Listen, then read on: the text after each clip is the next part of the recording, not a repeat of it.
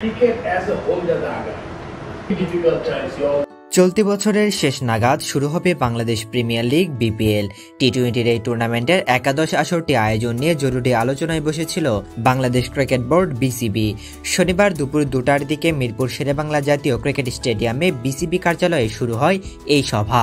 BCB সূত্রে জানা গেছে, জরুরিভাবে আজ সব ফ্র্যাঞ্চাইজিগুলোর সঙ্গে বসেছিল বিসিবি সভাপতি ফারুক আহমেদ।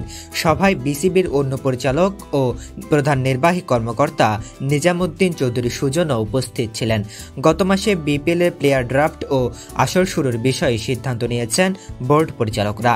এর আগে আসন্ন বিপিএল এর 7টি দল কারা থাকবে সেটি জানিয়েছিলেন বিসিবি প্রধান। সেদিন ফারুক আহমেদ বলেছিলেন, বিপিএল নিয়ে আলাপ করেছি, টিম 95% কনফার্ম। দল 3টা পরিবর্তন হয়েছে, নিয়মকানুনের কিছু ব্যাপার ছিল সেগুলো নিয়ে আলাপ হয়েছে। 1-2 দিনের মধ্যে সেসব চূড়ান্ত হয়ে যাবে। এরপর বিপিএল এর ড্রাফট হবে 14 অক্টোবর এবং আসর শুরু হবে 27 ডিসেম্বর। দেশের রাজনৈতিক পালাবদল ঘটেছে ছাত্র জনতার আন্দোলনের পর। বিশেষ করে দেশের ক্রিকেটে চলছে চরম অস্থিরতা। এর মধ্যে বিপিএলেও নতুন অনিশ্চয়তা দেখা দিয়েছে। আয়ের ভাগ চেয়ে বিপিএল এর সর্বশেষ আসর শুরুর আগেই আর দল না রাখার হুঙ্কার দিয়েছিলেন কুমিল্লা ভিক্টোরিয়ান্সের মালিক নাফিসা কামাল। শেখ হাসিনা সরকারের পতনের পর দেশের বদলে যাওয়া প্রেক্ষাপটে আসন্ন বিপিএল এ কুমিল্লা অংশ নিচ্ছে না বলেই খবর।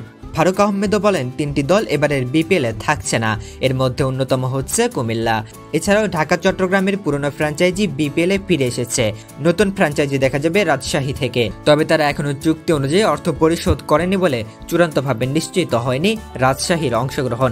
একই অবস্থা চট্টগ্রামেরও, তারাও পূর্বের বকেয়া সহ মানি গ্যারান্টি দিতে ব্যর্থ হয়েছে। যদিও বিপিএল এর আসন্ন মৌসুমে নতুনভাবে অংশ নেওয়ার আশাবাদ ব্যক্ত করেছে চট্টগ্রাম কিংস। ঘরোয়া ক্রিকেটের জমজমাটে ফ্র্যাঞ্চাইজি টুর্নামেন্টের প্রথম 2 আসরেও ছিল তারা, তবে মাঝের সময়গুলোতে না থাকলেও আবার ফিরেছে আসন্ন বিপিএল দিয়েই। এবারের বিপিএল এর জন্য এরই মধ্যে কোচ হিসেবে অস্ট্রেলিয়ার সাবেক পেসার শন টেইটকে নিয়োগ দিয়েছে তারা। একই সঙ্গে দেশি হিসেবে দলটির কোচিং প্যানেলে চমকের মতোই দেখা যাবে সাবেক স্পিনার ও বাংলাদেশের প্রথম টেস্ট জয়ের নায়ক এনামুল হক জুনিয়রকে। অন্যদিকে আসন্ন আসরের আগে আরও একবার নাম ও মালিকানায় পরিবর্তন এনেছে ঢাকা। এবারের বিপিএল এ ফ্র্যাঞ্চাইজিটির মালিকানা নিয়েছেন শাকিব খান। বাংলা সিনেমার অন্যতম জনপ্রিয় এই নায়কের মালিকানাধীন কসমেটিক্স ও হোম কেয়ার কোম্পানি রিমাগ হারল্যানের দলের নাম Dhaka Capitals. Cricket as a whole daga. এমন একটা ইন্টেলেকচুয়াল অপরচুনিটি। সো এগুলো সব বড় কিছু করার হবে। এটা কম্পিটিটিভ হবে, আমরা সবাই জানি আপনারা কম্পিটিটিভ করবেন এটাকে।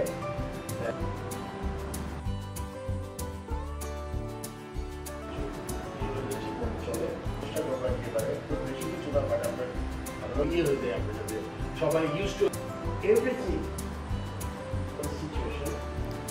সো দেখতে ভালোভাবে আপনার যাতে সবাই ব্যাক উইড আইডি বিরাট আমার কিন্তু যদি পারেন